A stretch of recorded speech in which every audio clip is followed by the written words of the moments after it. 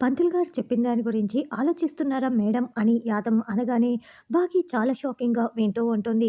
చూడండి, ఎప్పుడు ఇలా హోంవర్క్ చేసుకుంటూ ఉండటమేనా అని మనోహరి అంటే, మా హోంవర్క్ పూర్తవగానే మేము బుజ్జమ్మతో వెళ్ళి ఆడుకుంటాము. అదే మాకు ఎంజాయ్‌మెంట్ అని అంజు అంటుంది. అంతేలే, మీరంటే మీ నాన్న డిసిప్లిన్‌లో ఉంటూ బయటికి వెళ్ళకుండా ఇంట్లోనే ఉండి ఆడుకుంటున్నారు. పాపం పాప పరిస్థితి కూడా అదే బుజ్జిమ్మ పరిస్థితి కూడా అలాగే మారిపోయింది కదా! అయినా ఎప్పుడు ఇలా ఇంట్లోనే ఉండి ఆడుకుంటే ఏం బావుంటుంది చెప్పండి? సరదాగా అలా అందరూ పిక్నిక్ వెళ్ళి బయట ఆడుకోవచ్చు కదా! అదే ఏ పార్కుకో వెళ్ళి ఆడుకుంటే చాలా బావుంటుంది కదా! పైగా ఈరోజు మీ నాన్న కూడా ఇంట్లోనే ఉన్నాడు. మీ నాన్నని మీరడిగితే తప్పకుండా ఒప్పుకుంటారు అని మనోహరి చెప్తుంది. ఏంటి యాదమ్మ, పంతులు గారు చెప్పిన విషయం నీకెలా తెలుసు అని బాగి చాలా షాకింగ్‌గా అడుగుతూ ఉంటే, పంతులు గారు మీకు చెప్పటానికి ముందు నాకు చెప్పారు మేడం అని యాదమ్మ అంటుంది. కానీ పంతులు గారు ఈ విషయం నాకు చెప్పి ఎవరికీ చెప్పొద్దని చెప్పారు కదా అని బాగి అంటే, మీరు చెప్పకూడదు మేడం, కానీ నేనైతే చెప్పొచ్చు కదా! అసలు ఈ విషయం మీతో ఎలా చెప్పాలని నేను తటపటాయిస్తూ ఉంటే పంతులు గారు మీకే డైరెక్ట్‌గా చెప్పారు మేడం అని యాదమ్మ అనడంతో, పంతులు గారు చెప్పినట్లే నిజంగా జరుగుతుందా యాదమ్మ అని బాగి అంటుంది. జరుగుతుంది మేడం. ఎందుకంటే పంతులు గారంటే శాస్త్రాలు, వేదాలు అన్నీ చదువుకున్న వాళ్ళు కదా! వాళ్ళు సరిగ్గానే చెప్తారు. అయినా మీ కన్నబిడ్డ వల్ల అమ్ముకి ప్రాణగండం జరుగుతుంది మేడం. కాబట్టి చాలా జాగ్రత్తగా ఉండాలి అని యాదమ్మ అంటే, అది ఏం చేయాలో అర్థం కావటం లేదని బాగి అంటుంది. ఉన్నది రెండే 2 మార్గాలు మేడం. అమ్ముని దూరంగా హాస్టల్‌లో వేయడం, అదే ఈ బిడ్డకి దూరంగా అని యాదమ్మ అంటే, మిగతా పిల్లలతో విడదీసి హాస్టల్‌కి పంపించటమా? అది నా వల్ల కాదు అని బాగి అంటుంది. అయితే మీరే మీ బిడ్డని తీసుకొని దూరంగా వెళ్ళిపోవటమే మిగిలింది మేడం. అదే సీతమ్మ వారు లవకుశల్ని తీసుకొని దూరంగా అడవిలో వెళ్ళింది కదా! అలాగే మీరు కూడా వెళ్ళిపోవాల్సి ఉంటుంది అని యాదమ్మ చెప్తుంది.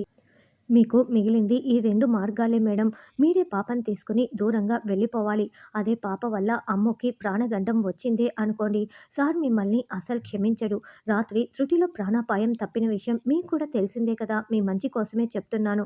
ఏదో పెద్దదాన్ని చెప్పాలి కాబట్టి చెప్తున్నాను మేడం. తర్వాత నిర్ణయం మీదే అని చెంబా వెళ్తుంది. తర్వాత అమర్ కాఫీ తాగుతూ ఉంటే, "సార్ మీకు ప్రమోషన్ వచ్చిందని స్టాఫ్ అంతా పార్టీ అడుగుతున్నారు సార్" అని అనడంతో, "సరే అలాగే సార్‌కి చెప్పి డేట్ ఫిక్స్ చేసేయి రాథోడ్, పార్టీ ఇద్దామని" అమర్ అంటాడు. అప్పుడే పిల్లలు అక్కడికి రావటంతో, "ఏంటి అందరూ చాలా హ్యాపీగా ఉన్నారేంటి" అని అమర్ అడుగుతూ ఉంటే, "డాడ్ మనం పిక్నిక్‌కి వెళ్దామా" అని అంజు అంటుంది. "అవును డాడ్" అని మిగతా పిల్లలు కూడా అడుగుతూ ఉంటే, "ఏంటి పిక్నికా" అని అమర్ అంటాడు. అప్పుడే మనోహరి అక్కడికి వచ్చి అంటే, "అమర్ మనమంతా బాగి సీమంతం కోసం వాళ్ళ ఊరు వెళ్ళాము. అక్కడేమో అడవిలో ఇరుక్కుపోయాము. తర్వాత బాగీకి పెయిన్స్, తర్వాత డెలివరీ.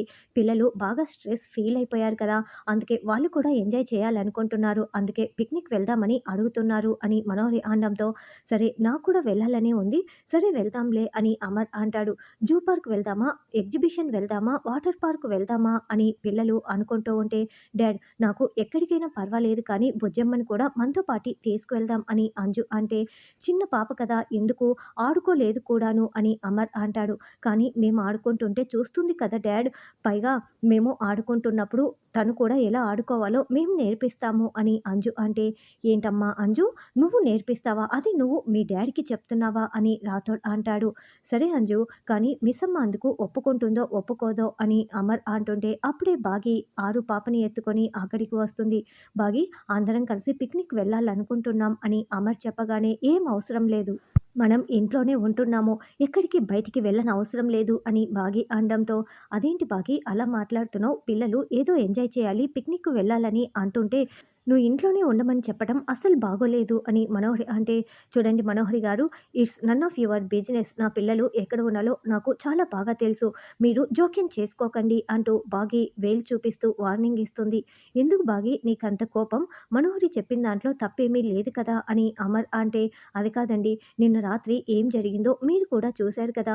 మీరు లేకపోయి ఉంటే అమ్ముకి ఇంత పెద్ద ప్రమాదం జరిగి ఉండేది. అందుకే ఎక్కడికి వద్దని చెప్తున్నా, ఇంట్లోనే ఆడుకుంటారు అని బాగి అనడంతో, అవును డాడ్, మిస్సమ్మ నువ్వు చెప్పింది నిజమే. డాడ్, మిస్సమ్మ మా మంచి కోసమే చెప్తోంది. మిస్సమ్మ చెప్పినట్లు మేము ఇంట్లోనే ఆడుకుంటాం అని అమ్ము చెప్తుంది.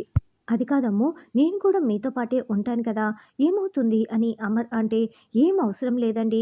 ఏ నిమిషంలో ఏం జరుగుతుందో ఎవరికీ తెలుసు. వద్దనే వద్దు. బయటికి ఎక్కడికి వద్దు" అని బాగి చెప్పటంతో, "సరే ఒక పని చేయండి. లాన్‌లో ఆడుకోండి" అని అమర్ చెప్తాడు. పైగా నేను రాతోడు కూడా ఉంటాము అని అమర్ చెప్పటంతో, "లాన్‌లో అయితే నాకు ఓకే మిస్సమ్మ. మేము ఆడుకుంటాం" అని అమ్ము, అంజు చెప్తారు. "లాన్‌లో కూడా వద్దు. అసలు ఆడుకోనే వద్దు" అని బాగి అంటే, "ఏం కాదులే బాగి" అని అమర్, "అవును మిస్సమ్మ. మేము కూడా ఉంటాం కదా! అసలు గేటు దాటి వాళ్ళు ఎక్కడికి బయటికి కూడా వెళ్లరు" అని రాథోడ్ చెప్తుంటే, "అవును మిస్సమ్మ. గేటు లోపలే బయటికి అస్సలు అడుగు పెట్టము. ప్లీజ్ మిస్సమ్మ" అని అంజు, అమ్ము అంటారు. "సరే అలాగే రాథోడ్ నువ్వు గేట్‌కి లాక్ చేసేసేయి. జాగ్రత్తగా ఆడుకోండి" అని బాగి చెప్తుంది. "కావాలంటే నువ్వు కూడా మాతో పాటే ఉండు మిస్సమ్మ" అని పిల్లలు చెప్తారు. అలా పిల్లలందరూ లాన్‌లో ఆడుకుంటూ ఉంటే అమర్ నిలబడి చూస్తూ ఉంటాడు. ఏంటి మనోహరి, పిల్లలు ఏ పిక్నిక్కో, పార్కుకో, జూకో వెళ్ళి ఉంటే గరుడ దాడి చేయడం చాలా ఈజీ అయి ఉండేది అని చెంబ అంటే, ఏ బయట ఇప్పుడు ఆడుకుంటున్నారు కదా! ఏంటి చెంబ ప్రాబ్లమ్ ఏంటి అని మనోహరి అంటుంది. ఇప్పుడిక్కడ అమరేంద్ర కూడా ఉన్నాడు. ఇప్పుడు గరుడ దాడి చేస్తున్నప్పుడు అమరేంద్ర ఆ గరుడని చంపేశాడనుకో, నా శక్తి సన్నగిల్లిపోతుంది అని చెంబ అంటుంది. ఏంటి, గరుడ చనిపోతే నీ శక్తి సన్నగిల్లుతుందా? ఎందుకు అని మనోహరి అంటుంది. కాల, భైరవ, గరుడ ఇవన్నీ కూడా నా శక్తులే. ఒక్కొక్కటిగా చచ్చిపోతూ ఉంటే నా శక్తి పూర్తిగా సన్నగిల్లిపోతుంది. ఇప్పుడు ఈ గరుడ చచ్చిపోతే నా శక్తి పూర్తిగా సన్నగిల్లిపోతుంది. ఆల్రెడీ కాల చనిపోయాడు. రాత్రి భైరవ కొంచెంలో మిస్ అయిపోయాడు. లేకపోతే అమరేంద్ర వాళ్ళు భైరవని కాల్చి పడేసి ఉండేవాళ్ళు తెలుసా అని చెంబ అంటే, చూడు నీ శక్తి మాత్రమే సన్నగిల్లుతుంది. మనం ఈ అవకాశాన్ని వినియోగించుకోలేదనుకో, బాగి బిడ్డని తీసుకొని బయటికి వెళ్ళిపోదు. ఇంట్లోనే ఉండిపోతుంది. కాబట్టి ఇది చాలా అవసరం. నువ్వు ఇంకేమీ మాట్లాడకు అని మనోహరి అంటుంది. అమర్ ఫోన్ మాట్లాడుకుంటూ అక్కడి నుంచి లోపలికి వెళ్తూ ఉంటే పిల్లలందరూ ఆరు పాపతో ఆడుకుంటూ ఉంటారు. పిల్లలందరూ ఎంత బాగా కలిసి ఆడుకుంటున్నారో చూడు. ఇప్పుడు వీళ్ళందరూ ఇలాగే కలిసి పెద్దవ్వాలని నేను కోరుకుంటున్నాను. పంతులు గారేమో పాప వల్ల గండం ఉందని చెప్తున్నారు. అది నిజం కాకూడదు దేవుడా! ఏదో ఒకటి చేసి ఆ గండాన్ని తప్పించేసేయి. వీళ్ళందరూ ఇలాగే కలిసి పెద్దవ్వాలి అని బాగి వేడుకుంటూ ఉంటుంది. చెంబా, ఇనుము వేడిగా ఉన్నప్పుడే వంచాలి. బాగికి భయం ఇంకా ఇంకా మనం ఇప్పుడే ఎక్కువ చేయాలి. లేకపోతే పాపని తీసుకొని ఇంట్లో నుంచి వెళ్ళిపోదు. గరుడకి ఏమీ కాదు.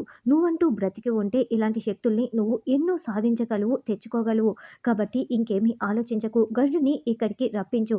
అమ్ముపై దాడి చేయించు అని మనోహరి చెప్తుంది.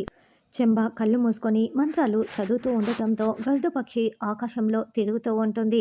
అయితే అమ్ము చేతికి ఉన్న ఉంగరం ఒకటి కింద పడిపోవటంతో ఆ ఉంగరం తీసుకొని ఒక చోట నిలబడి పెట్టుకుంటూ ఉంటే మిగతా పిల్లలు రాతోడు బాగి దగ్గరికి వెళ్ళి ఆడుకుంటూ ఉంటారు. సరిగ్గా అప్పుడే గరుడ వచ్చి అమ్ముపై దాడి చేస్తూ ఉంటుంది.